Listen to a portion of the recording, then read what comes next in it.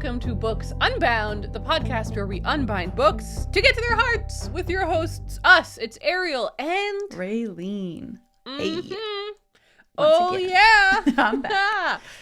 Hello, Raeleen. I feel like we haven't talked much this week. No, that's true. I have no idea what's going on in your life.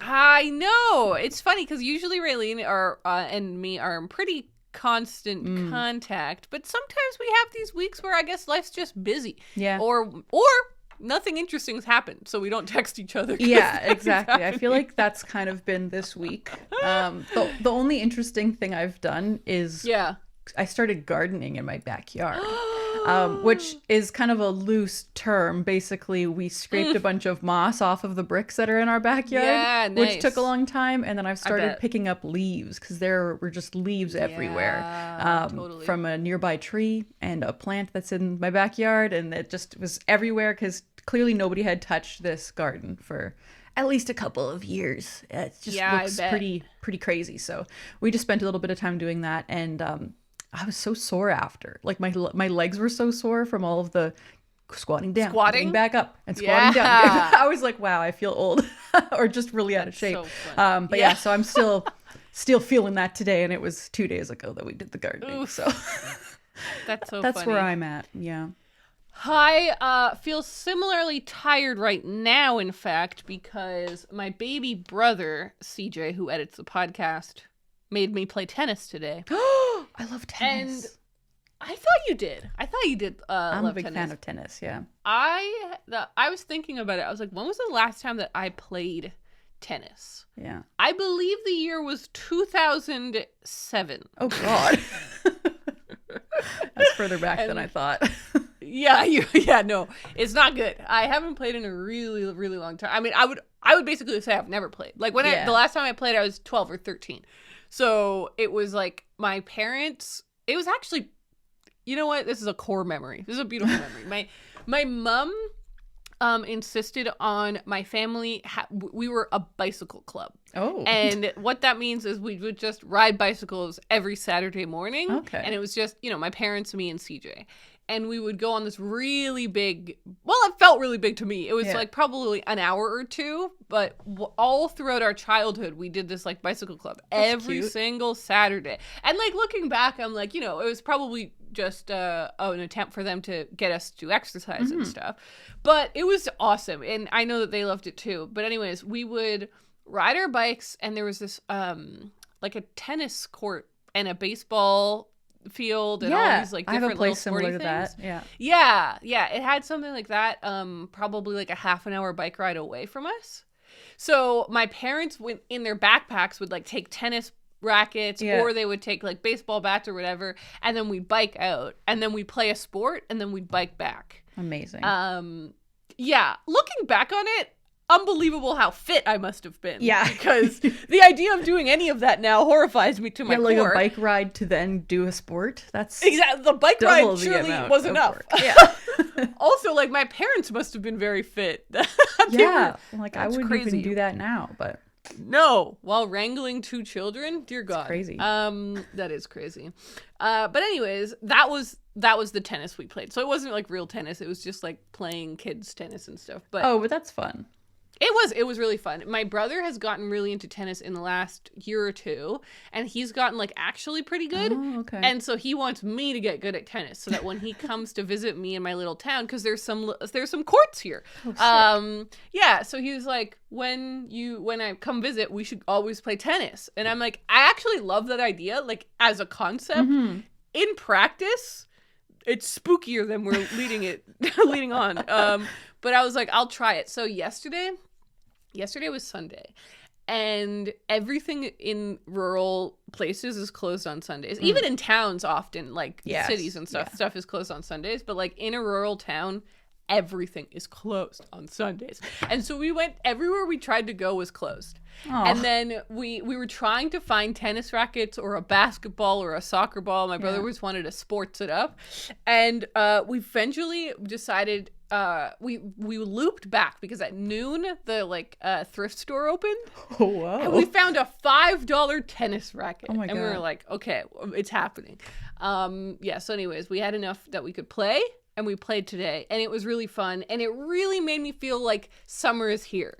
You know what I mean? Yeah. Like, there's something about getting outside, playing, moving your body, which I just don't ever do. And I do think a big part of it is that, like, I find it very difficult to self-motivate for exercise. Yeah. But if it's like a fun game, like I'm hanging with my brother or I'm hanging with my friend, then I forget that I'm doing sport. Absolutely. That reminds me, last year when I went on a huge garage sailing spree, I found 2 badminton rackets and they were $1 each.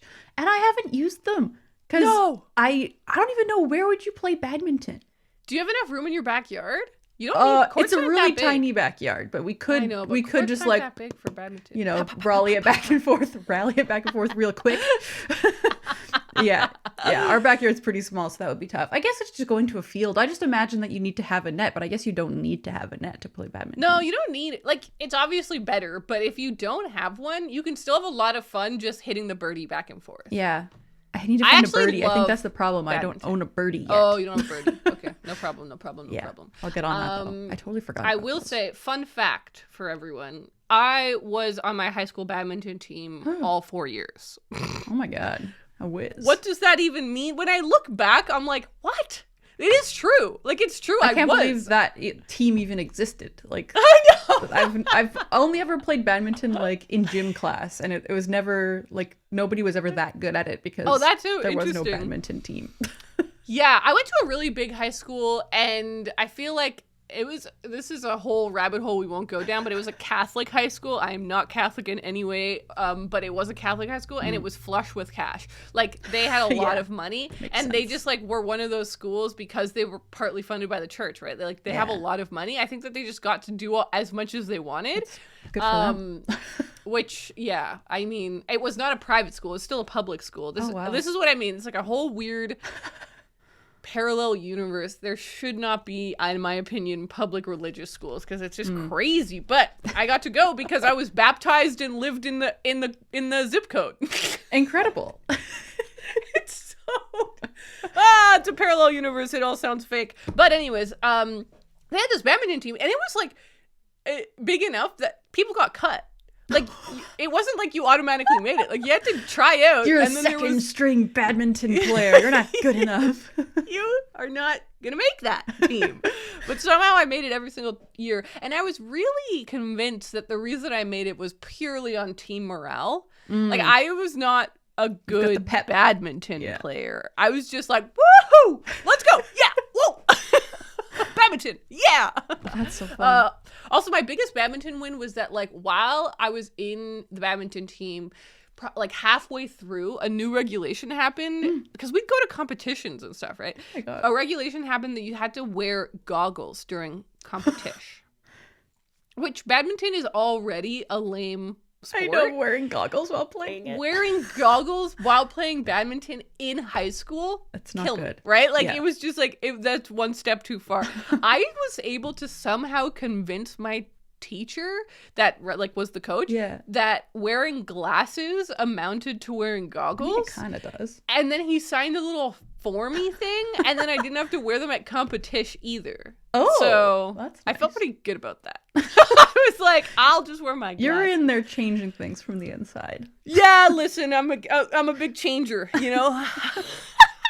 Oh, that's wild. Oh, that is wild. The only sport I ever played in school was I played rugby in grade 8, and then I never played a sport ever again. No way. Yeah. I didn't know you did rugby. Oh, yeah. Yeah, I can imagine you doing rugby. For some reason, I can imagine that. Oh, it was fun. But it was like, it was wild. These like 13, 14-year-old girls were really mean. Really violent. Yeah. It was not pretty. Fingernails were, snapped in half, and hair was pulled, and it was not good. But it was fun. Like, I really enjoyed it. But then I don't think there was a girls rugby team maybe in high school, or maybe I just didn't want to do that anymore. And there was also a soccer team in high school, but I was like, I don't feel like being part of a school. I don't know why I didn't like being part of like a school sports thing. Like, I was like, I did soccer outside of school, but most of the sports things I did were outside of school as well. My parents were, again, I look back on these decisions and I'm like, God, these were good decisions my parents made. My parents had a rule that we had to be in a sport every year at school. And that's why I picked badminton, because I was that's easy. We start with like running laps of the gym for like 5 minutes and then we just sit around hitting a birdie around. I'm like, life's good. But like, I obviously was doing activity though, so my parents were good. Like, even though I got to pick the sport, they still tricked me into doing sport. You know. And when I was a kid, I was gonna say in my undergrad, what I meant was in grade school. In my undergrade. In my undergrades, I did track. But yeah, I remember you did soccer. Like, you were like a soccer kid. I was a soccer gal. That's pretty much it. Yeah. Yep. So that soccer was outside of school though, right? Yeah, I did that from like middle school through part of high school, and then my team no longer existed at one point. It was just like we were the worst team. It was actually kind of funny. We lost every single game. Like, I never won a game of soccer. I scored once in all of my years of playing. Like, I wasn't a good soccer player. My team sucked, but it was fun. That's really funny. Yeah, I love that. We were big losers. I think back also at how many sports my parents tried to enroll me in, and how none of them really stuck throughout, like, after high school. Like, I feel like that's such a thing, right? Like, our parents sign us up for sports and take us to sports when we're a kid, but afterwards you're an adult, you have to make your own sport. You'd have to choose it, and I never did. Choose it. Yeah. The other sports that I did were swimming. I did competitive swimming for 1 year, and I hated it. I thought it was terrible, and I quit.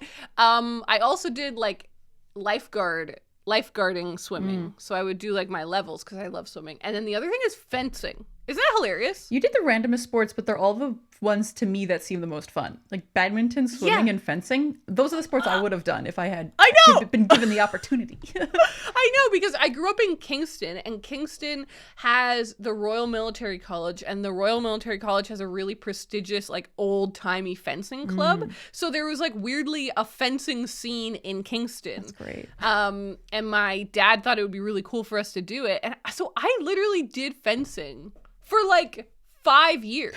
That's so funny to me. Like, you're that way feels more like sporty than I ever was. It's like a parallel universe to think about me. I literally went to the Ontario Winter Games and competed in. I know, and it was so cool because it was at, like, where was it? Blue Mountain. It was one of the ski lodges that held it, and so we all got to go stay there. It was so cool. That does feel like something out of a movie. It's like, hold on, do I love sports? No. I think you might. I think you might. You should really get into golf. So funny. Oh my God. Wait, this is actually so funny. I did do golf. Well, I did golf camp because this is the only reason why my family was not golf people. We never watched golf. But when I was a kid, we lived in a house for a couple of years, and the landlady owned a golf course that was awesome. Literally 5 minutes away. And because she was, a nice lady, she was like, you can sign your kids up for the golf camps that we do every summer for free. So me and CJ were in golf camp for like 3 years in a row.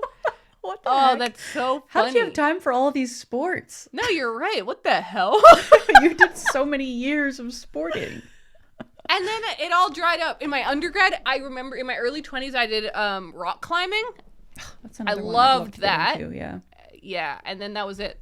Now here I am. But you do remember last summer I did my summer of swimming. I can't wait for another summer of swimming. Yeah, that was good stuff. Damn, I feel like I just realized something about myself. That's like, I think I hate sports, but I don't think I do. No, you definitely don't. Sports are fun. I wish someone would play badminton with me. When they're fun. Oh, I would play badminton with you. Oh, God. I wish you would play badminton with me here. Damn. From coast That's to coast. just one of those things you can't, coast to coast. You hit the birdie real hard. Yes.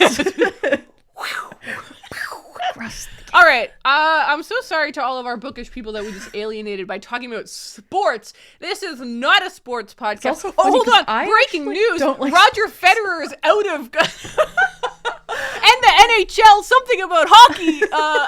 Whoa. Stanley Cup. You don't think you like sports, Ray? No, like, I find watching sports to be the most dull thing in the world and the most pointless thing in the world, but I do enjoy, like, participating in a non-competitive sport. I think that's non-competitive. The key. Yeah. I agree with that. Just kicking around. The competitive part of it definitely ruins it for me because I feel so stressed. I just feel so anxious. Like I remember my dad, there was a summer where he was like, maybe you could be a goalie for like a soccer team because I didn't like running around. So he was like, you could be goalie.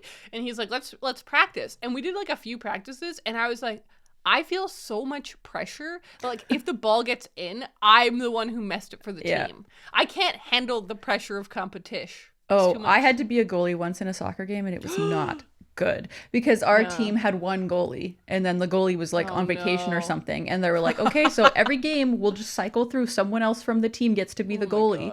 And I was like, please don't make me do this. Like, it's going to be really bad. And it was really bad. I let in like 8 goals. Like I had no training. I had never practiced it before. They just threw me in. I was like, funny. It's not my thing. But you do like watching cheerleading and gymnastics. That's true. That's sports. I love those sports. Yeah. Those are the best sports. Yeah. It's just about finding the sport you like to watch. That's true. Like, I really like watching tennis, but I don't like watching hockey. Yeah. I find watching hockey, baseball, golf, all of that, basketball, just horrible. I hate it. Just horrible. Just horrible. All right, well, we'll talk about our wheelhouse again. I feel like this was our sports episode, and we'll never do it again. So there you go. We laid it all out on the line. Raeleen, talk to me about books. What books do we want to talk to each other about today? Well, I'll start with the book that I read. I read an entire book, and you don't know anything about it. I read Pulls Apart by Terry Fallis. No way! Whoa! A 2-time winner of the Stephen Leacock Medal for Humor, Terry Fallis is the award-winning author of 8 national bestsellers. His debut, The Best Laid Plans, was originally released as a chapter-by-chapter audiobook due to lack of publisher interest, but was later published in print and went on to win an award. With Pulls Apart, he also released each chapter as a podcast leading up to the release of the book, with the final episodes releasing after the book came out. So, yeah. This book was a lot of fun, and I didn't end up listening to any of the podcast episodes that you discovered for us last week, but it turns out, he just like released the entire book week by week or whatever it was, and the book wasn't even out yet. So I don't know why he chose to do that, but that was kind of a crazy thing that he did in 2015, which was really cool. But this was a fun book. I think I liked Albatross more. I feel like Albatross was just like, I don't know, plot wise, and like the character was just sort of more enjoyable to me, but I still really liked this one. And it's kind of just like a very convoluted situation similar to Albatross. So I'll kind of explain the plot a little bit. So the main character is this guy named Everett, and he's 37. So he's an older main character.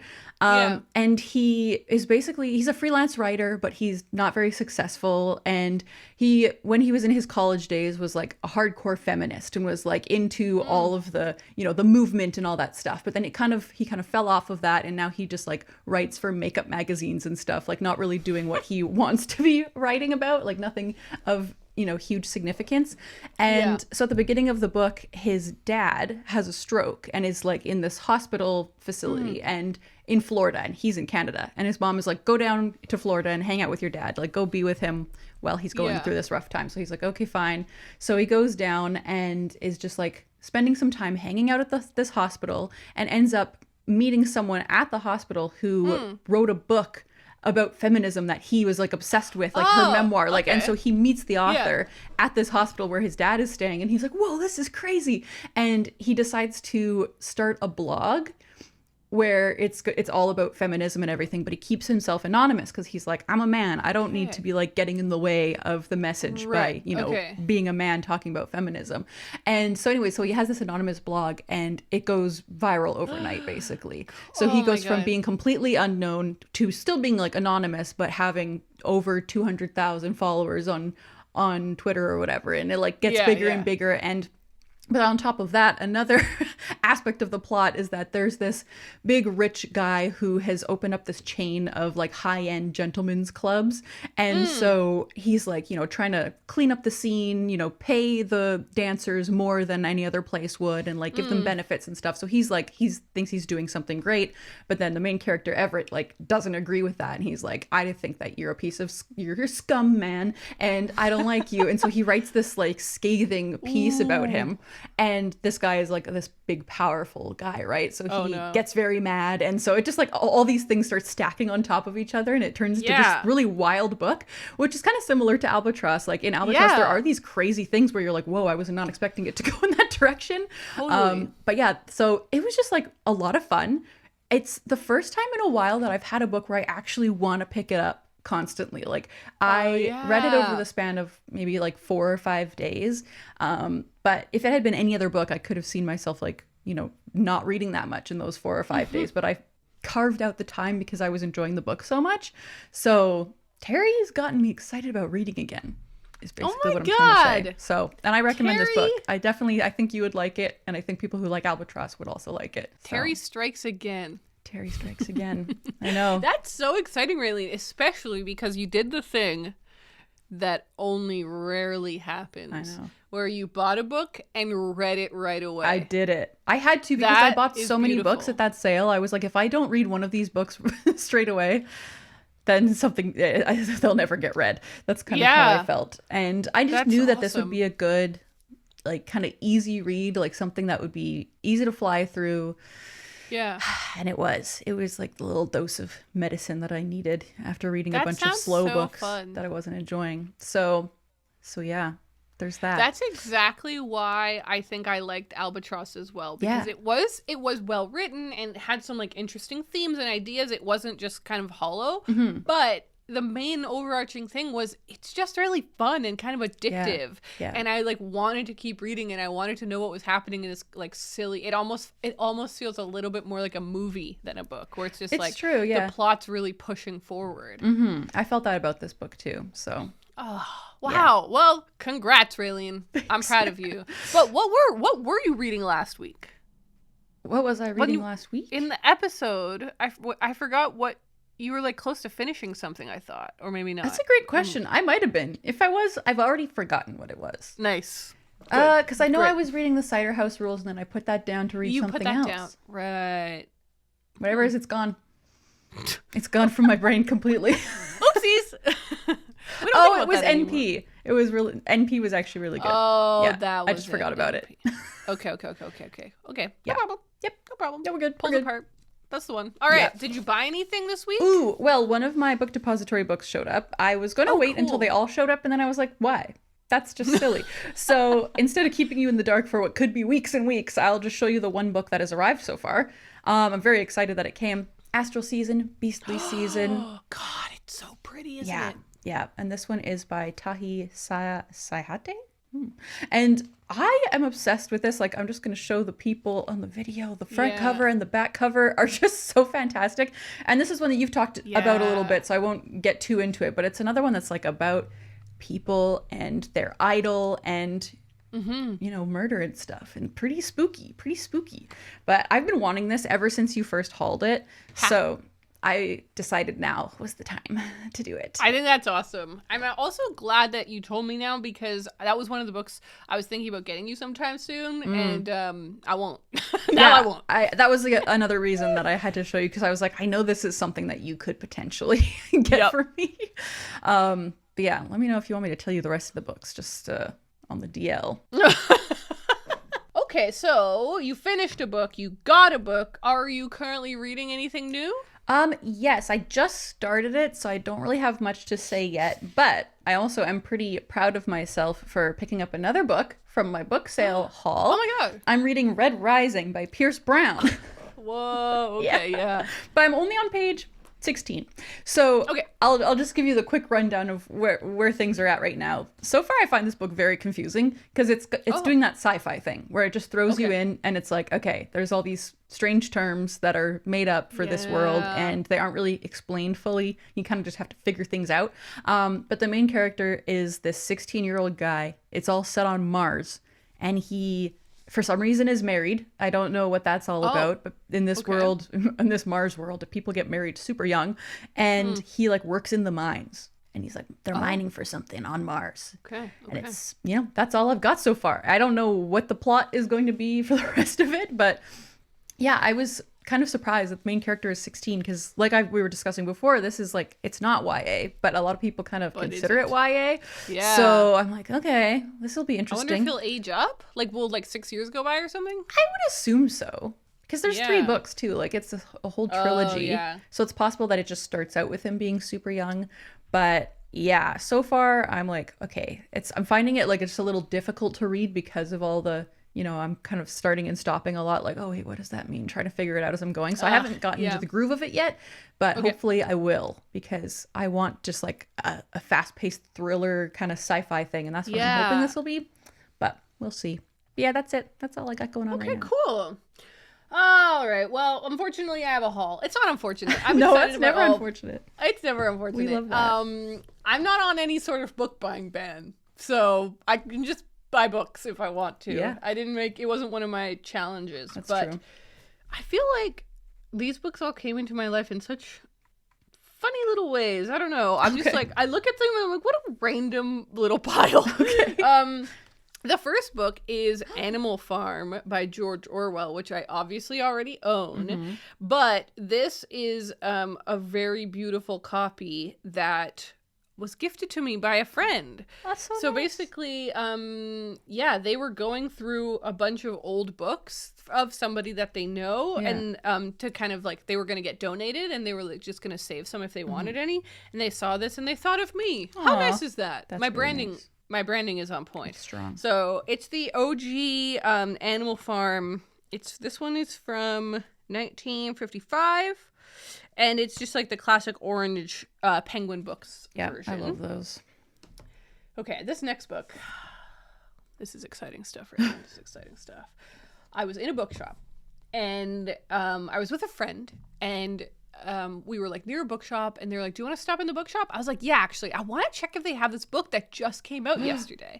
And what do you know? I found Unearthing by Keo McClear, who people may recognize that name because I talk about her other book, Birds, Art, Life, Death, all of the time. Yes. So Birds, Art, Life, Death is one of my favorite books. I absolutely love this book. I think it's so beautiful. It's the story of basically a woman who is going through a rough period in her life. Just a couple of things are like out of sync, not really working.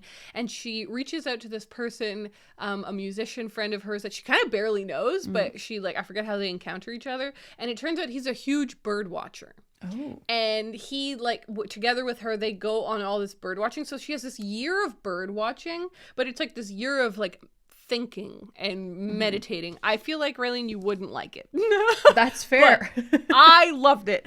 But then I was going to say she hasn't published anything. That's a lie. She has published children's books in between now and then. Yeah. But she hasn't published anything at all similar or an adult novel or anything like that I was excited about until this.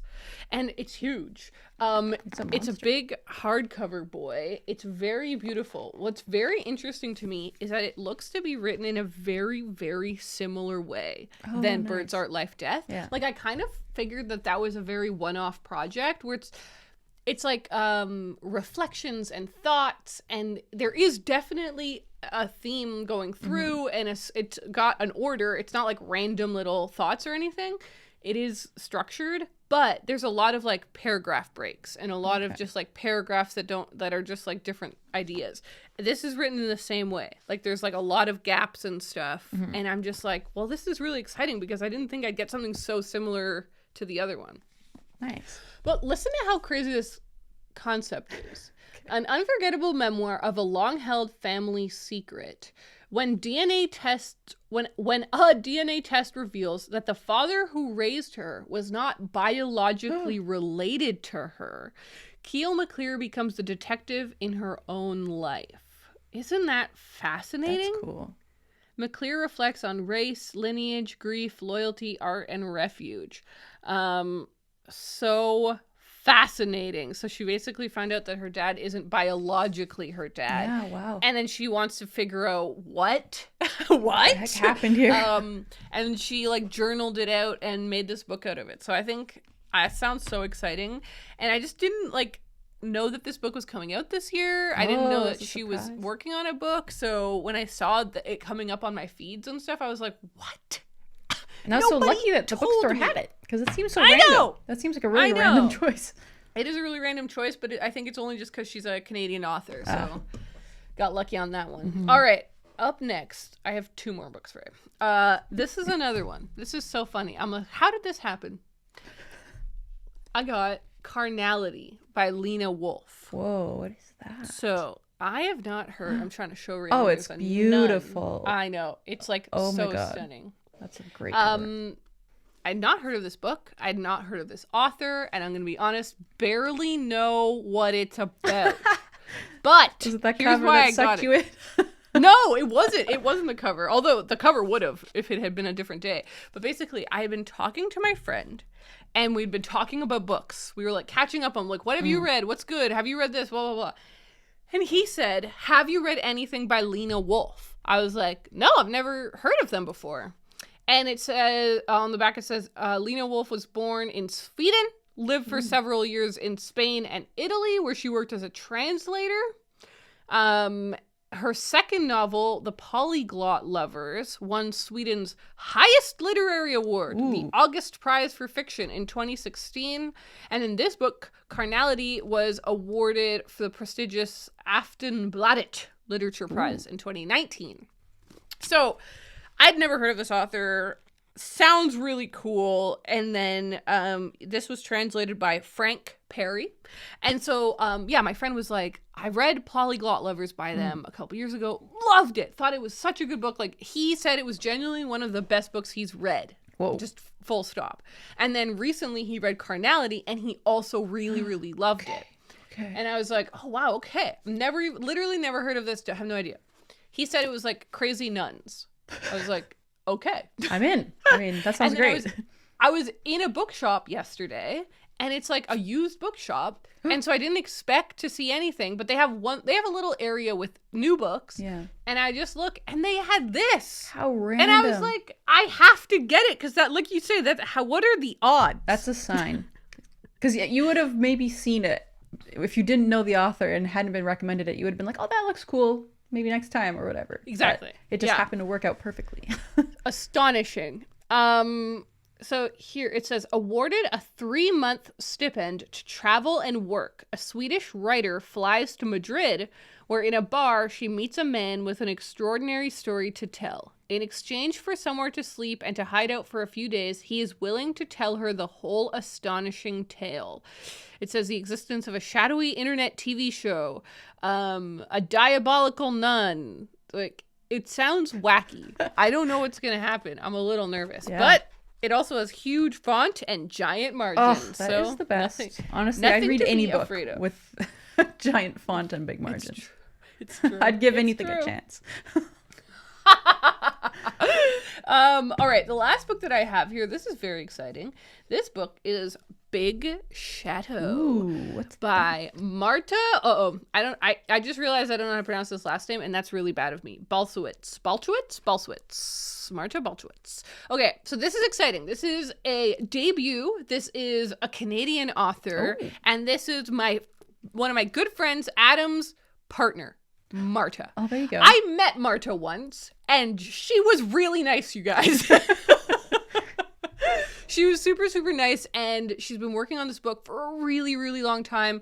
I know that she's put so much love and passion into it, and it sounds really good. It's been getting really great reviews, and it comes out in 2 weeks. Oh, okay. Maybe 3 weeks. By the time this comes out, a week or two, all right? So if you want to support a really cool Canadian author, my God, it's your time. Also, the press that published it is called Book Hug. Oh. You don't want to, come on, you don't want to support Book Hug? It sounds great. So, another thing that I think people will really like about this is that it's set in the 90s. Everyone loves the 90s, yes, right? Yes. It's the summer of 1998, and Judy is an isolated and inexperienced teenager on the cusp of adulthood, struggling to craft an identity for herself, especially as the artist she wants to be. So, it is a coming-of-age novel, Raeleen. Your favorite. That sounds really good. She begins taking secret trips to visit a guy in New York who's twice her age. hoping he will help her gain access to the city's cultural world. Oh, no! Terrifying. I'm scared. You know the book Indelicacy by Amina Kane? Amina Kane blurbed this book, you guys. Whoa, so, okay. Yeah, so we're talking fancy. Amina Kane says brims with intelligence and wit. So that's good stuff. I mean, that's definitely more than anything I could ever say. But it does have the Books Unbound stamp of approval. There you go. All right, so that I'm very excited to read. I just literally got that in the mail today. Oh my god. The final thing I wanted to show you guys is I got a little sleeve cover for my e-reader. Oh heck yeah. Isn't that so cute? That is cute. I just wanted to show off. So basically it's made of felt. It's very, very bright green. It's like, it looks like a putting green, like a yes, fake turf. And it's literally just a little sleeve for my e-reader. And I'm very happy about this. I also just got this in the mail today, and I just feel so relieved because basically I've been taking my e-reader with me everywhere. Yeah. But it doesn't have any sort of case or anything on it, and I'm like, I'm gonna be so sad if the screen gets scratched or dented or something. Like I'm gonna be devastated. And so I've started keeping it in a toque. Of course. That's a good start.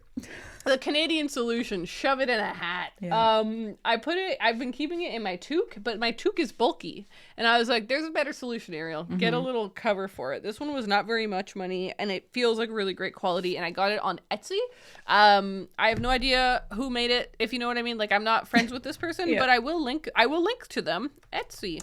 I will link to them because I think this is a really nice little cover. Yeah, it's super it fits cute. It's really cute. And what I like about it the most is that it really adds very little bulk. Mm-hmm. Like, I still want my e-reader to feel light and easy to take with me everywhere, and this still feels really slim and good. Nice. So if anyone wanted an update about my e-reader, that's the update. Okay, now let's talk about reading. I have done some of that, Raeleen. Whoa. I have not finished anything, though. That's fine. Okay, so I am reading Novelist as a Vocation, as you will recall, Mr. Haruki Murakami. I started the book off and I was fearful. There was two things I was fearful of. Number one, the fact that it was like essays that were compiled. Yeah. I was like, oh no, like I want it to be like an intentional book, not just a bunch of essays thrown together. And then the other thing that I was nervous about was that it would like not live up to the book we love, what I talk about when I talk about running. Both of those fears have been allayed. Okay. Yeah. Like literally so exciting. So I'm trying to get to this quote. So this is like the very beginning of the foreword. I'm not exactly sure when I began writing the series of essays collected in this volume, but I think it was around 2010. One thing I need to mention is that this book was published in Japan in 2015, so there is a 7-year time lag between that and the present 2022 English translation. I'd like you to be aware of this. I love that I love that he writes that. But then it goes on. Hold on. Yeah, so basically the first several chapters I wrote in my usual style, like how I'm writing here. But when I reread them, the flow of the writing seemed stiff and kind of shrill, and it just didn't sit well with me. So I tried writing it as if I were directly talking to people, and that way it felt easier to write, more smoothly and honestly, and decided to consolidate the whole thing as if I were writing a speech. I pictured myself speaking in a small hall to maybe 30 or 40 people, and rewrote the essays in the more intimate tone you'd expect in that kind of setting. So he talks about how the first few essays are like that, and then he he was writing all of these essays just for himself. Like he just wanted to like have a place to put all of his thoughts about writing and being a novelist and all of this. And he was like, I don't even know what I'm going to do with them. I'm just going to write them and have fun with them. Okay. So he did. And then I haven't highlighted it, so I don't know if I can find it. Oh, actually, no, here it is. The first half of this book was serialized in the magazine Monkey Business. Great name. Motoyuki Shibata started this new magazine in 2008 and asked me if I'd write something for it. I agreed and gave him a short story, one I just happened to have finished, and a thought occurred to me, and I told him, I have these personal speeches I've written. If you have space, could you serialize them? That's how the first 6 chapters came to be serialized. And it's really funny because he's just like, I just had them. I barely had to do any work. I'm like, cool. Good for you, man. But he says, in all, there are 11 chapters. The first 6, as I've said, serialized in the magazine. The last 5 written especially for this book. So there is that intentionality. Yeah. He was putting this together on purpose as a thing. So I was like, okay, this is great. But then my other fear, like, will this be as interesting or anything? Raeleen, it's so good. Thank God. It's so good. And, like, I wanted to read out that other quote about him saying, like, now I'm, like, compulsively putting everything, my e-reader back in its sleeve. But I wanted to mention that quote about him saying that he, like, was writing them, like, as speeches or like a dialogue almost, because it's so fun to read because it really feels like he's just talking to you. Oh, it really feels like it.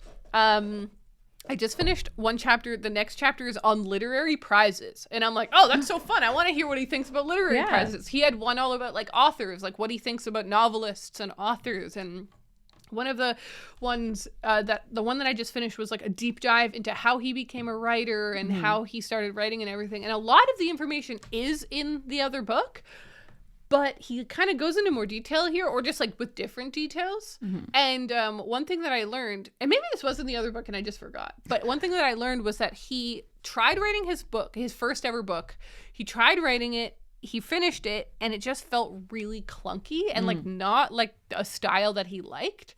And so he decided to like throw all caution to the wind, and he tried writing the first section of it again in English. Ooh. Even though English is not his first language, he's Japanese, and it's like not a language that he was particularly fluent in. Like he was good enough at it, but not fluent or like wordy. But he tried writing it for a while, and then he translated it back to Japanese. And by doing that, he was able to get this like really minimalist cut down style. And he's like, that's how I got my style, by doing that system. And he's like, really now cool. he doesn't do the 3-step thing. Like he's learned how to be very minimal while writing in Japanese. But I was like, this is so cool. This is so cool. It makes me want to write a story in Spanish and then translate it to English. Why not? You should. If Murakami can do it, so can I. I feel like Haruki. But here's my plot twist. I started another audiobook. Oh, okay. And I'm so excited about it. I'm enjoying it so much. It's so good that I'm like excited to listen to it again. Oh my God, that's great. I know. It is. And this is such a freaking, like, again, like with your poles apart, it's like, what? I'm listening to True Grit. Amazing. Have you read it? No, I've always wanted to, though. Like, that's been a book that every time I see it, I'm like, maybe I'll read that. Like, I've been wanting to read it for a long time. Never seen the movie. Yeah. No, me neither. So the book is by Charles Portis. Which I just had to look up because I realized I had not thought about who the author was. True Grit. So the book came out in 1968, which is I didn't realize it was that old. No, me neither. I thought it came out in like 2001. Same. I also thought that. There was a movie of it made in 1969, which is hilarious. And then there was another movie done in 2010, done by the Coen brothers and starring Miss Haley Steinfeld, right? Which we all remember that one. Do we all remember that one? I remember that one. I remember that one. Never seen it, but I do remember it. I didn't see it, no. But didn't she get nominated for an Oscar? I think so, yeah. She was so little in that movie. It was so... Yeah. I should watch it. I love the Coen brothers. Why have I not watched that movie? I know. So as you guys may recall, I recently read Outlawed by Anna North, and I loved it. I was like, this what is this? This is a Western? I'm like, wait, do I like Westerns now? What's going on? And I was like, I want to read another Western that's like from a female perspective, because it's just fun. It's just interesting to me. I was like, this is cool. Looked around, really couldn't find one that I was like jazzed on. And I was like, okay, I'll put this to bed. I've got other stuff to read. I'll think about this later. as we know, last week or the week before, I gave up on my current audiobook. I was like, I'm not enjoying this book. I need to find something new. So I started scrolling on my Libby app, and I'm just looking at like audiobooks that are available now. Yeah. I was like, sometimes you gotta do that. Yeah, available now. I don't want to wait. So I start scrolling. I'm looking at what's available, and True Grit comes up. Oh my God. And I was like, wow, yeah. Totally forgot about the existence of that book. Yeah. I never thought about it as a book, actually. Like, had kind of only thought about it as a movie. And then I was like, and that starred Haley Steinfeld, so it must be a girl main character. Mm-hmm. Cowboy, girl main character, great. Yeah, we love it. Click on it. It's narrated by Donna Tartt. Excuse me? That actually makes no sense to me. The only audiobook she's ever narrated True other than Grit? 2 of her own. True Grit. That is crazy. What? Isn't that the weirdest thing you've ever heard? It is, yeah. No, I love that, though. Like, what? I thought you were going to say it was an actress or an actor that read it, not Donna Tartt. No. That's funny. It's Donna Tartt. Don't know what's going on there. Kind of wish that I'd looked it up a bit more. She has an article that came out in 2020 for the New York Times, when the author passed away, I think. I think that's what happened. Yeah, Portis, who died in February. And so she wrote this piece for the New York Times and talking about like how much she loved the book and stuff. Oh. And I'm just like, I literally don't understand what's going on there. Okay, so here's a quote from the article.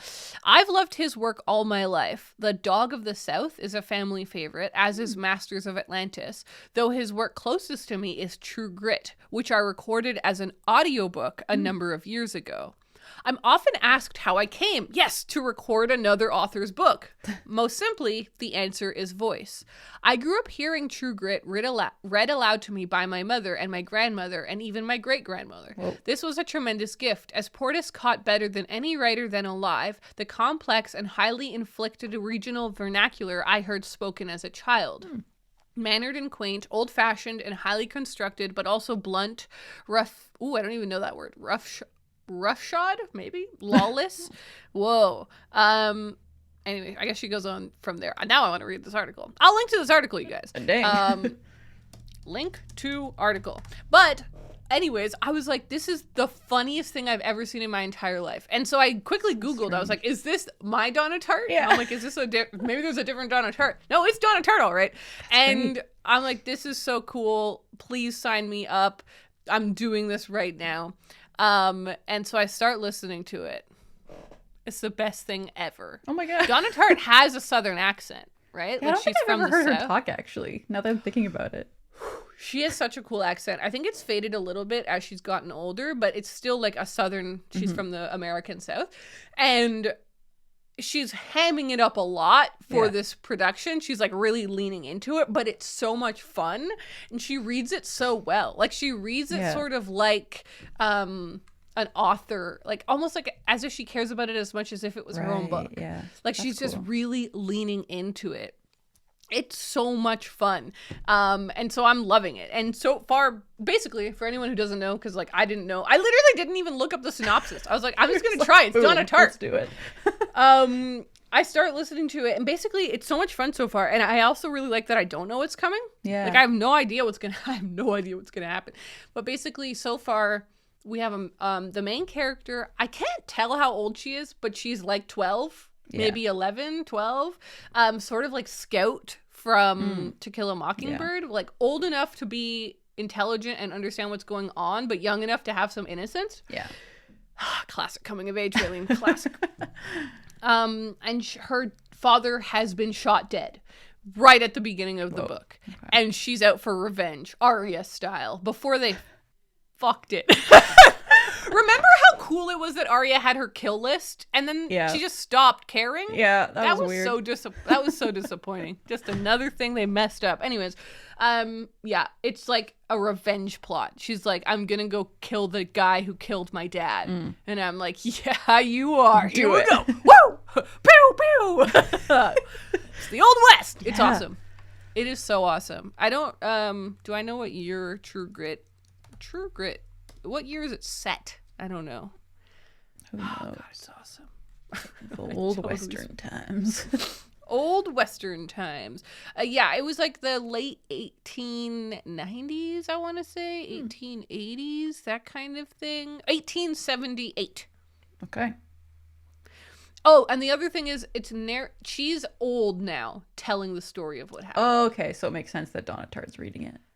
Yeah, exactly. Otherwise, you'd obviously want a kid. She's like, or 12. like a teen or something. But it says, the novel is narrated by Maddie Ross, church-going elderly spinster. I'm just loving this book so much, Raeleen. I'm having so much fun with it. The fact that it's narrated by the older character means that I know she's not gonna die. So I'm very like calmly listening and enjoying the tale. It's so much fun. I'm like an hour and a bit in. Okay. So I'm like a good piece of You're already that into it. That's really cool. Yeah, and it's like 6 hours long. So I'm loving it. I'm loving it. And it just happened so randomly. I'm like, what am I doing listening to this? Yeah, no, that's great. Yep. I feel like there was a little divine intervention there. Yep. I didn't have to pick it. Somebody else picked it for me.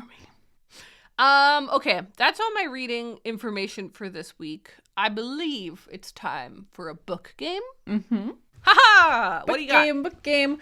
Okay, so this idea came from Kyle, actually, and then I just rolled with it. So the game that we're playing today is Two Truths and a Lie, bookish edition. I'm stressed. Like Raeleen specific things. So basically, I've just chosen 5 different like groups of Two Truths and a Lie, and you have to tell me what's the lie. I really wanted to come up with 10, but these were really hard to come up with. I spent like an hour just being like, what should I do? Okay. Here's the first one. I have read The Great Gatsby 4 times. I have read 40 Stephen King novels, and I have 6 spreadsheets all related to my books and my reading. What's the lie? Oh, that's fun. Okay, I feel like you've read The Great Gatsby 3 times. So I feel like for some reason 4 seems wrong to me. The Stephen King, though, that's 40. That seems like a lot. What was the last one? I have 6 spreadsheets all related to my books and reading. I don't doubt that for a second. I think it's the Gatsby one. Yeah. Ding, ding, ding. You got it right. You're right. I have only read it 3 times. I know. I thought I'm like, this one, I feel like I was easing into it because that one. Okay. Yeah. Okay. Here's the next one. I have read 31 books so far this year. I have never read a book by Charles Dickens. Last time I reread the Lock and Key series, I read the whole thing in one day. Whoo! Okay. I know that the Dickens one is true. So that's not the lie. So the lie is either you read Lock and Key all in one day, or what was the first one again? I've read 31 books so far this year. God, that's a lot of books. Have you been on a big manga spree yet this year, or a comics book spree this year? A little. No, right? Saga. I hope you guys are watching the video version right now because Raeleen's doing a real poker face. She's like, I'm not gonna say anything. I won't say a single thing. I feel like you have read a lot this year so far, but I don't think 31. I'm gonna say that the 31 books thing is a lie. You're wrong. Damn it! The lie was that I've never read a book by Charles Dickens because I've read A Christmas Carol. Oh, good Lord. Wow, I really went in confident. You went in so confident on that one. Good work on reading 31 books. That's crazy. I've read 31 books. And yeah, it's true that last time I read Lock and Key, I read all 6 volumes like in one sitting. It wasn't even just in one day. Like I laid in bed and just read the whole series. I kind of feel like I remember that for some reason. It was a good time. Wow. Okay. 31 books. This is fun. Okay. Number 3. I own 11 unread Haruki Murakami books. I read the entire Confessions of a Shopaholic series when I was a teenager. The book that has been on my TBR the longest is Anna Karenina. What's the lie? Raeleen's poker face kills me. It's smug. Like, it's a very smug face.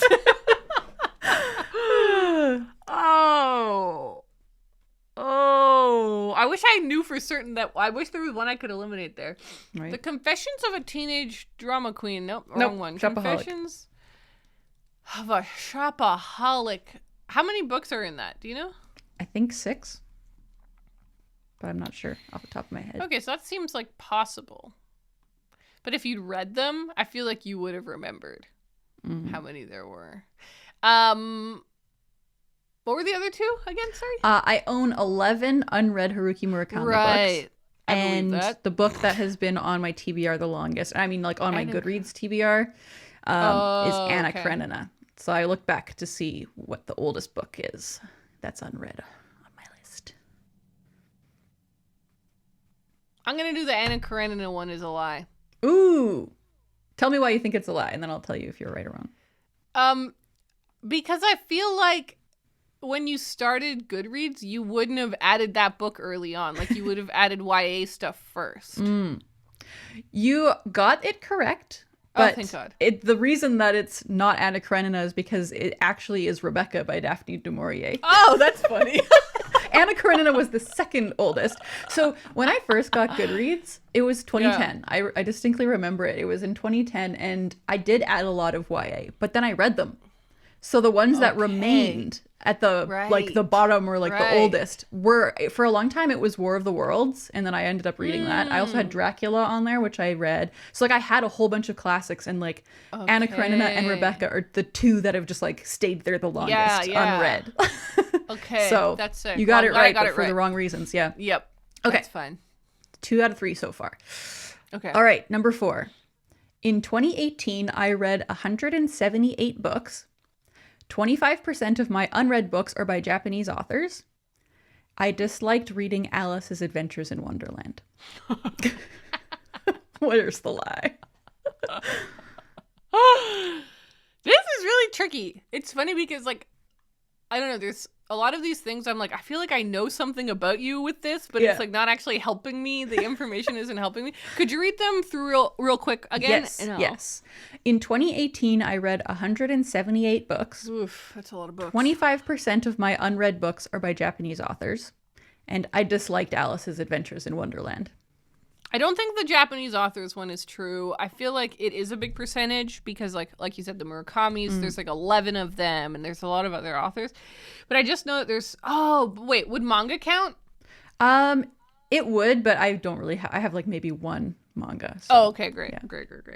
Full disclosure. I feel like that one's... I feel like that percentage is too high. So I'm not going to go with that one. I feel like it is a distinct percentage, but not that much. And then... You're trying to find the lie. So are you saying that that's the lie? No. Oh, you're right. I am trying to find the lie. I think that's a lie. Okay, you're right. It was a lie. It's only 16%. I made it way different to try and like, you know, I wasn't trying to trick you or anything. You're trying to trick me. No, exactly. So yeah, it's actually only 16%. So yeah, 25% is way, way higher. I was like, yeah, it's too high. It's not a whole quarter. It's like 50% American. So if you think about that, like the rest of them being broken up, and it's hard to get a 25% in there. Okay, you're doing great. Okay, here's the final one. Okay. In high school, my least favorite thing I had to read was Romeo and Juliet. I've never read a book by Albert Camus. I have logged over 1,600 books as read on Goodreads. Wow. I think what was the Camus one?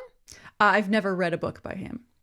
I think you have read a book by him in high school because you went and did French school. You were all fancy in your French school. 1,600 books as read sounds like a crazy amount of books, but you read a lot of books. And if you started in 2010, we're talking about 12 years of data. Jesus. If you're reading, I know it's horrifying. And if we're talking about you reading at least 100 books every year, that's already 1,200. And you have years where you've read more than that, obviously. So I think the 1,600 thing is true. So I think that it's a lie, I guess, that I feel like you really didn't like Romeo and Juliet, though, but I think that that's a lie. I think you must have hated something more. You think that's a lie? Yeah. Okay, I think you've, like, misunderstood the rules of two truths and a lie again, because two truths at the beginning, you said, I said, I've never read a book by Albert Camus, and you said, I think you have. which means that would be the lie. Why do I do everything backwards? So I'm going to give you that one because you did guess it correctly man. at the beginning and then you got confused. Yeah, it's true. I had to read l'étranger or the stranger or the outsider. It has two different titles in English. Okay, cool. Yeah, I was literally just sitting there scrolling through my Goodreads trying to find a book to like make a hint for, and Kyle was like, he just pointed at that one and said, make the hint about that one. So I said, cool. Okay, fine, I'll do that. So I knew it wasn't a very strong lie, but I had given up by this point. But no, it's true. I really hated Romeo and Juliet. Like that to me was the worst thing I was forced to read. I really didn't like that play. I thought The Taming of the Shrew was a much better play. I like that Raeleen has had to both or in two of these been like, so you think that's the lie? Yes. So then that's your answer? Oh yeah, that one. Yeah, I was like, I knew what you were trying to say, so I'll give it to you. But you did great. You know me pretty well, buddy. So it was also a friendship test. You know, that was part of it. No, you're right. Okay, I feel like I need to do one for next week. I was hoping you'd say that. I love it when you... I'm gonna do it. I love it when you do a reversal of my game. 2 truths and a lie. Writing it down so that I will prep it for next week because that was fun. All right. Well, thank you so much to everybody for hanging out with us for another episode of Books Unbound podcast. If you would like to support us in any way, God, there's so many ways you could do that. You could follow us on Instagram. You could leave us a nice review on Apple Podcasts or on Spotify. You could buy our merch. My God, imagine. It's linked down below. We've got ball caps. We've got pins. We've got bookmarks. Or you could do the biggest thing and support us on Patreon, where we release a mini podcast every week alongside of our main podcast, but also do monthly live shows, monthly bonus videos. There's a lot going on over there. Maybe a little too much. perhaps. But yeah, that's all linked in the show notes and in the description if you want to check that out. Thank you so much to everyone for listening in, and we'll talk to you guys next week. Bye.